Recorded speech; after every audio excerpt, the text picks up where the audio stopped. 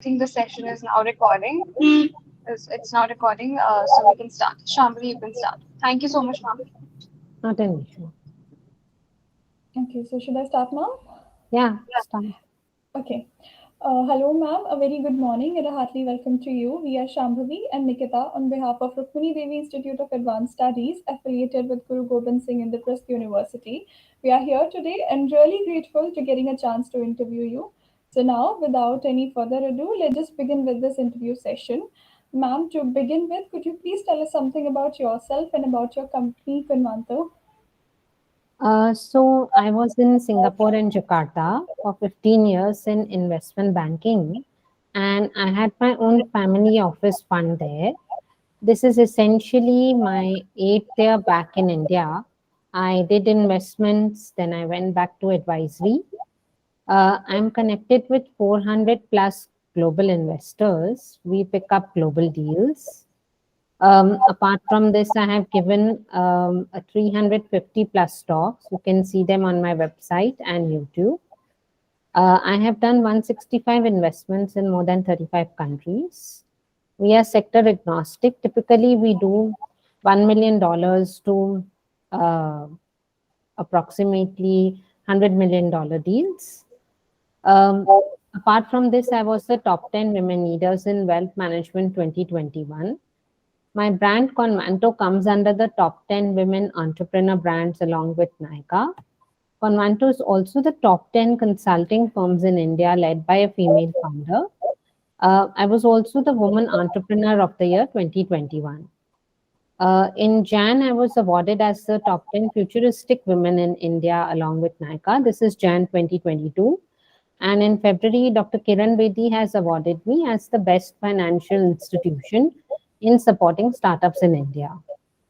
Apart from this, in August, Amazon has released a book, Eves Against Odds, that covers stories of 25 women entrepreneurs, out of which one of it is myself.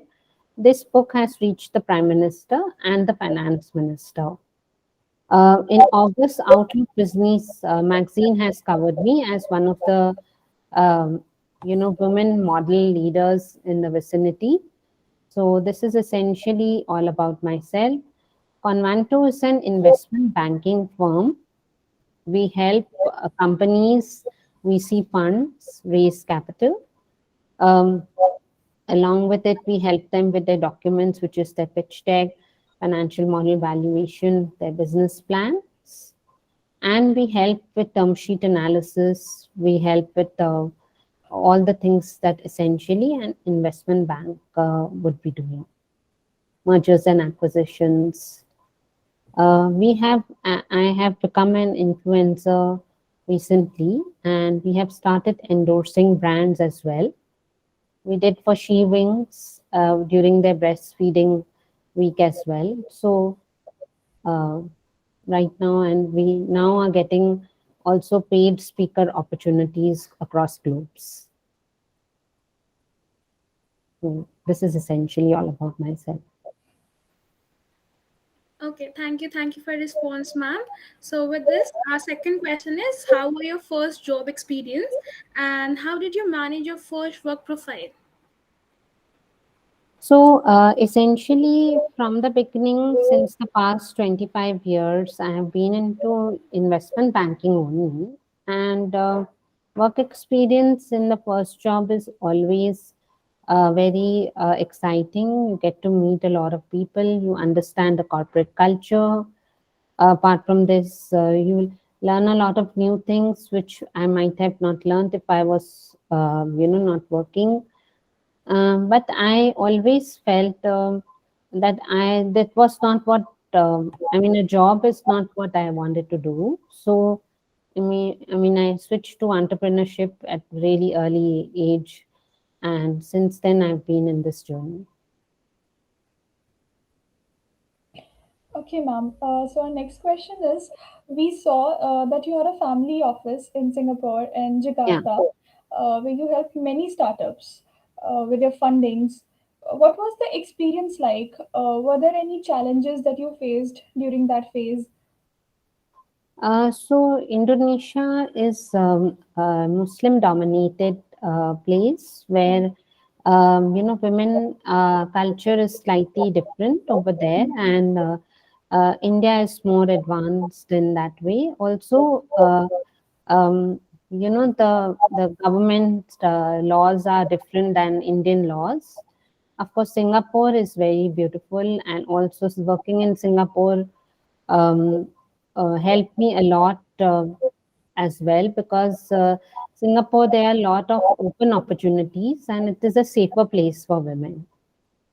So, having a family office fund is always a good thing to happen to somebody, where you are at the board of a fund. Now, also, I'm at the board of another fund, that is Loyal VC. That's a Canadian fund. So, you get to invest into a lot of startups and, get to learn more. But investment banking also, that I have been doing now for the past 8 to 9 years, has its own, advantages as well. So I think both my journeys have been extremely, beautiful. Okay, so ma'am, my next question is, how was the Singapore experience different from the one in India, and what made you establish Convanto? We moved to India about 8 years back, and I had to again start from scratch because I had already given up the family office fund. So, because my experience was only in finance, I thought of starting Convanto. So the journey has been different in both the places. Uh, I think India has a lot of opportunities as well, and I think India accepted me, being a woman founder, and as you can see, Dr. Kiran Bedi had also recognized me. Apart from which, in Singapore, of course, and Indonesia, the language, the culture, that is different than Indian culture. Anytime I would like to be in Singapore, because I think that is more advanced in the startup and funding culture. But of course, now that I have established myself in India, I would like to be here, and I work across globes already. So I'm utilizing my 20-year-old relationships with funds, with startups already. Okay, so ma'am, what does your typical workday being a CEO looks like? And what, according to you, are the must-have qualities that a person should have to become a successful CEO? So I think the first and foremost quality, I would answer the second question first, that one must have uh, is how humble you are. Uh, Humble doesn't mean you are submissive. Humble means that you are grounded in what you are doing, and you are able to understand everything around you with a calm mind. Secondly, having good behavior skills. How much ever education you have, whether you have done, loads of education, MBA, or say masters in English linguistics, or the other things that one needs to do to get there. But if you don't have accurate behavior skills, I think that is what speaks more about you. Even when you're in, like, judging a startups or questioning them, or trying to evaluate them, it's important that not to insult anybody, and be respectful towards everybody. um, be grounded, be humble, be calm. That will take you way forward than anything else in life. That's what my mantra has been. And the day of a CEO is very, very hectic, especially if you are a woman founder, wherein you have to manage your home and you have to manage your CEO affairs and other stuff. So, there are lots of calls, lots of emails that one needs to attend to, lots of talks like these. Lots of other activities also goes on behind the scene in the daily operations. Sometimes the sleep is only 2-3 hours at night because UK, USA, all the other countries are awake at night, and we have to sleep. So there are lots of things that goes on in daily life. It's a hustle. But I think at the end of the day, if it's fruitful and you're satisfied with what you do, I think that's more important. So basically, be a good person from heart, whether you're successful or not. Yes, I think, um, take conscious effort Right. uh, towards being clear at your conscious, at your level of heart, because how much ever, so, I see people are very spiritual. They do a lot of things in their life, etc. But if they're not good humans, at the end of the day, all that gets taken away. So even if you are a CEO or not a CEO, if you're not a good human, now there are different definitions people have of good human. But at the end of the day, we all know what exactly it means, and we need to empathize. We need to, speak politely, be humble, and have those characteristics of being positive and calm and composed. And so I think those things really help us in the long run, whether or not you're not a CEO. But even if you're at a job, say for instance, Shambhavi, you get into a job and then after a year you have to leave. But if you have been very good with people, you've been helpful to people all around you, you've been, interactive, you've been doing things, and people would speak about you once you leave, that, whatever she was, but her behavior was excellent. Like, that's another thing. And I think authenticity is what I look upon to being honest. So, first, one needs to be truthful to yourself. And then, if you're not doing that, then I think that shows upon the way you do, in the other areas of life as well. So, I think that's what I stand by. Okay, ma'am. Thank you. Okay. So, ma'am, being an experienced professional in the industry, how did your education qualification help you to shape your career? So, like I mentioned, that it's not your education qualifications. What happens, unfortunately, in India, especially that a lot of academics and information is being fed in the form of rote learning, and hands-on experience is less. I had a candidate today who has done CFA but has no experience. Now, so if you don't have that experience, then how are you going to practice that education?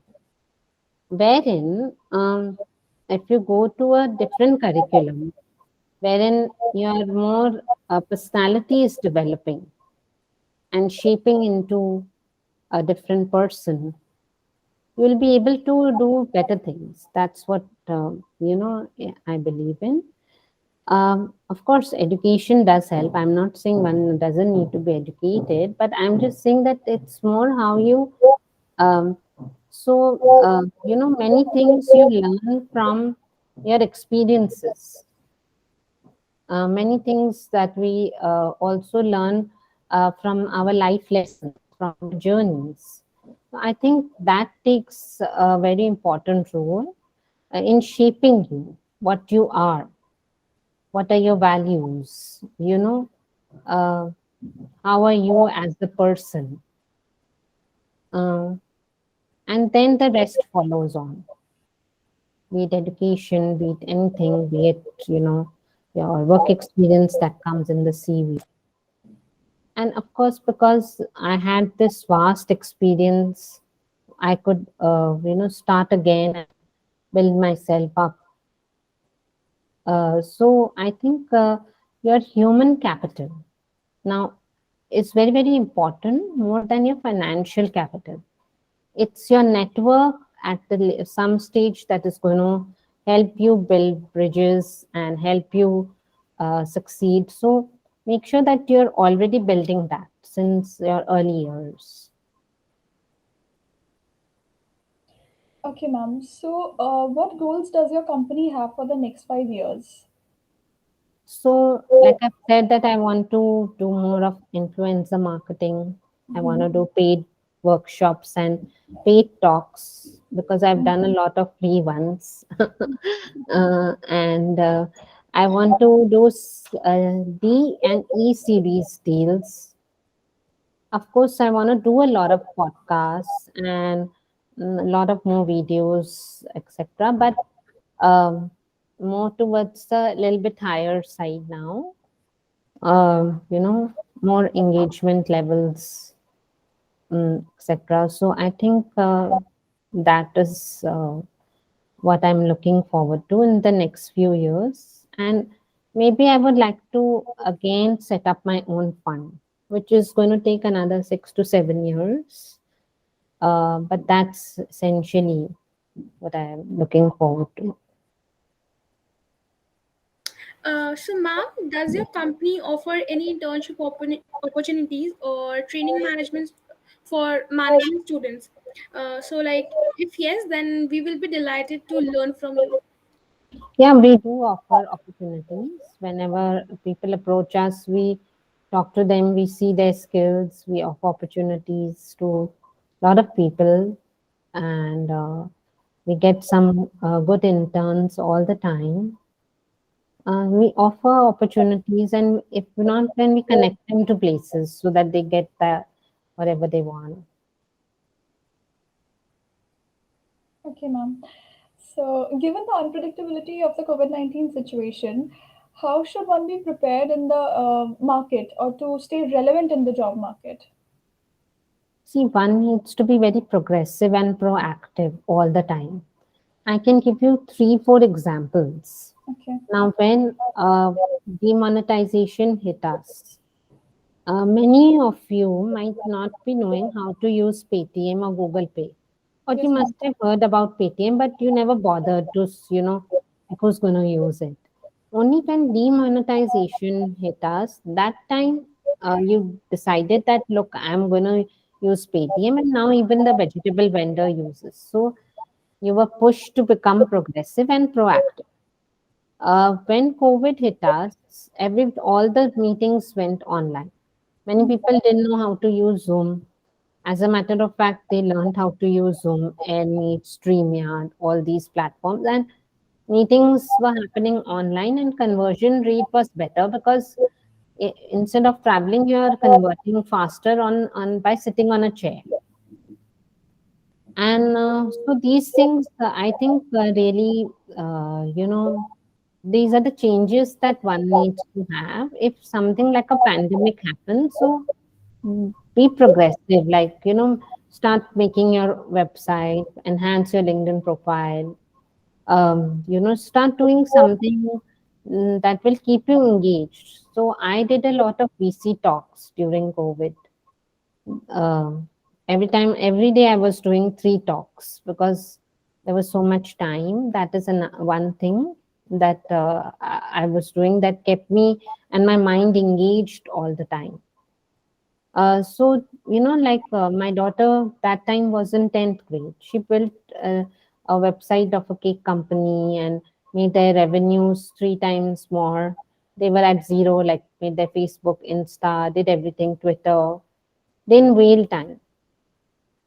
So essentially, what I'm saying is that do something that keeps you engaged rather than thinking what next. That's another thing that, and be like what I'm saying is that uncertainty can hit anytime to anybody. So at that time, you need to prepare yourself mentally. Like what next now? What are the resources that you have in hand? What is it that you can do that will help you continue your, uh, income and continue stuff? So I think that's important.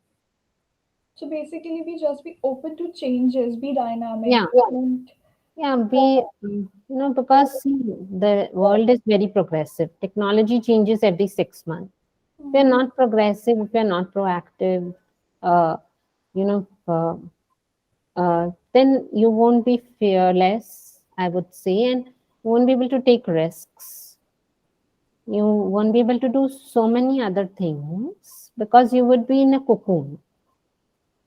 So I think it's important to be a risk taker. I mean, it's not that every time you'll succeed, but I'm sure that every time you won't fail either. So I think that's what, you need to keep the change on, keep yourself, read well, especially, read everything what's going on around you.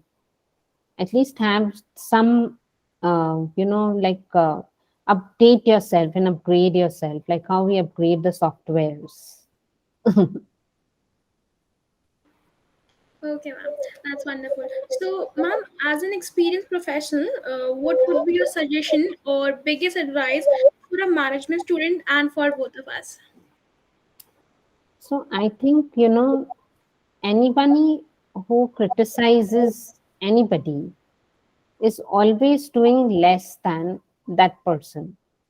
So anybody who criticizes you during your journey, especially because you're girls, so that time you have to think that whether the criticism is healthy or it is unhealthy. If it is unhealthy, you have to think that that person is doing less than you. That is why the person is all the time criticizing. So I think that's where that's my message. And also, the message is that um, we need to come out of our shells and do something destructive so that people start believing that women can manage money, women can do a lot of things, they can become CFOs, they can do something unique, they can do technologies. Uh, so these are the things that we need to have the drive for, and perseverance, consistency, patience takes you where you want to be. And if any point in time the doors are closing for you, it's actually opportunities knocking at your doors. So you have to take it in, look at the bright side and move towards it. Okay, ma'am. So this was our last question. Thank you so much. Now, with this, we'll be wrapping up with this interview session. But before that, I would like to thank you, ma'am, for taking out your valuable time for us from your busy schedule. It was a great time knowing you and having you here with us. We hope you enjoyed getting interviewed by us. And thank you so Of much for course. being a part again. Thank you so much for having me here. It's a great opportunity, and God bless you all. Thank you so much, ma'am. Thank Bye. you, ma'am. It Bye was bye. lovely meeting you, and we love to have you in our campus maybe sometime, whether available. Definitely. Call me anytime. Yes, ma'am. Sure, we will. Thank you. Thank you. Bye. Bye bye. Thank you so much, ma'am. Bye bye. Bye.